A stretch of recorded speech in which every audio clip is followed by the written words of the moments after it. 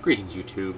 Today I'm going to review the book, The Secret Life of Lobsters, how fishermen and scientists are unraveling the mysteries of our favorite crustacean, by Trevor Corson. This has a PS Insights, interviews, and more in the back. It's an additional material from the original printing. And it's a pretty significant piece of text on the topic of lobsters. And if you've ever had any questions about lobsters, this book is probably going to answer them. Now, what surprised me is how very little we knew about the life cycle of lobsters in the 20th century. It's one of those things that, I kind of just assumed that, there are certain things that we would know about the life around us, particularly something that has played such a major role in the dietary, needs and desires and niche in humanity. The lobsters have been in increasing demand over time, and you just kind of think, at least in my mind, that there would be an overarching amount of information about them. Kind of like the way I never considered that plate tectonics was not a well-established science really until the 70s. That's just weird to me. And this book starts from that premise that they didn't have a lot of information, and how they began to gather that information, and how they began to discover how much they didn't know, how many false starts there were, how some of the researchers that had figured they really got a good grasp on it to find out that they were completely and utterly wrong. In fact, had an entirely backwards view of how things actually function, and I'm not going to spoil that for you because it was really quite interesting. But one of the things the author did in here is completely and utterly immerse himself in this topic. He was raised on a little island off the coast of Maine. And so he was born into the culture, went on to get a degree, learned about nature and language, and eventually to realize that his old home called to him, and the topic that called to him really was trying to understand the life form that was so important to the fishermen of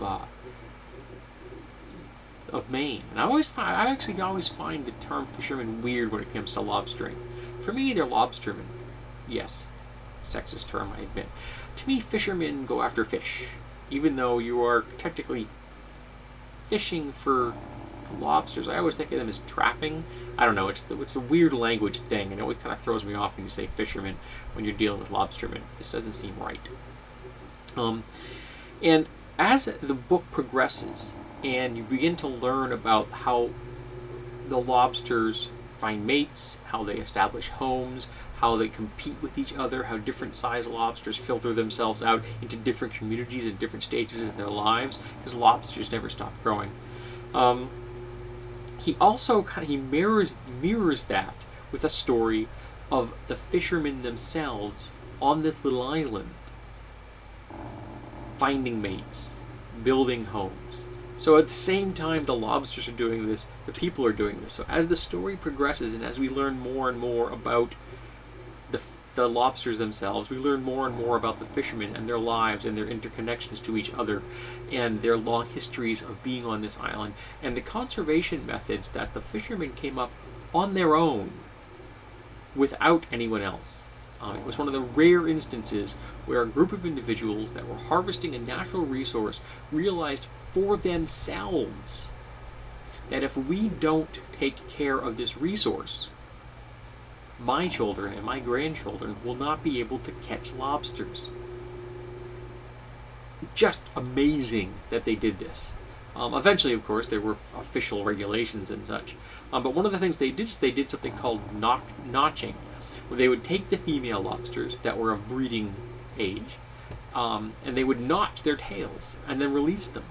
So the next fisherman that caught it instantly tell, oh, it's a breeder, throw it back. And they did this over and over again. Initially, I think they were punching. The state wanted them to punch things into a hole or something, but lobstermen don't carry punches. but every lobsterman carries a knife. So they went to notching. And because of this, they kept replenishing the stocks of the lobsters.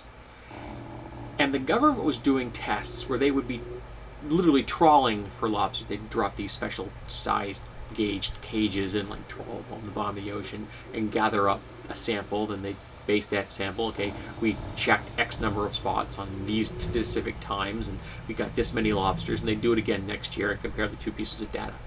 But that method gave them a false flag. They said, well, the stocks are incredibly depleted. And yet the fishermen say, we found, I see the guy's like, I throw that many females back in the ocean that they're telling me that is the total female population of lobsters. He said, I throw that many back in the ocean per year. So I know for a fact that there are plenty of lobsters out there.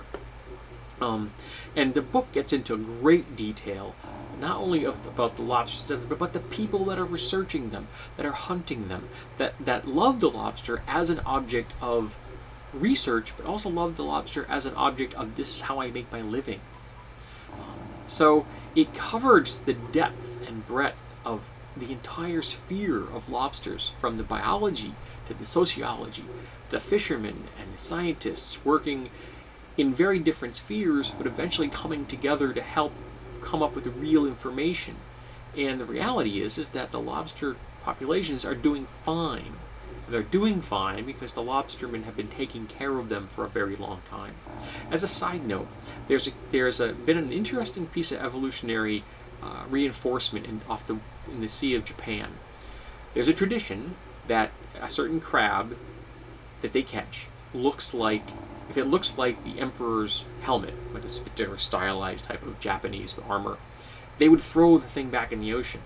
So over hundreds of years, they have been selecting for lobsters that look more and more like this particular type of general's helmet.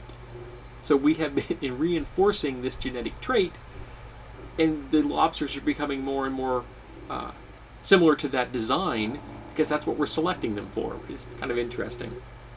But if you're interested in biology in general, and specifically about lobsters, I realize it's a very tight focus, I would definitely recommend this book. I have another book on my shelf over there, also about lobsters, from a different angle. I haven't had a chance to read it yet.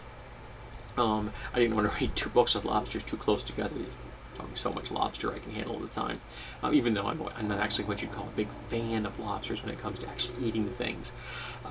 But the book is excellent. The guy's writing style is excellent. He's had experience on a lobster boat. He knows what it's like. He was raised around these men and women. And yes, there are female lobstermen out there, people that catch them for a living. The dangers they put themselves in. There are lobstermen that don't come home.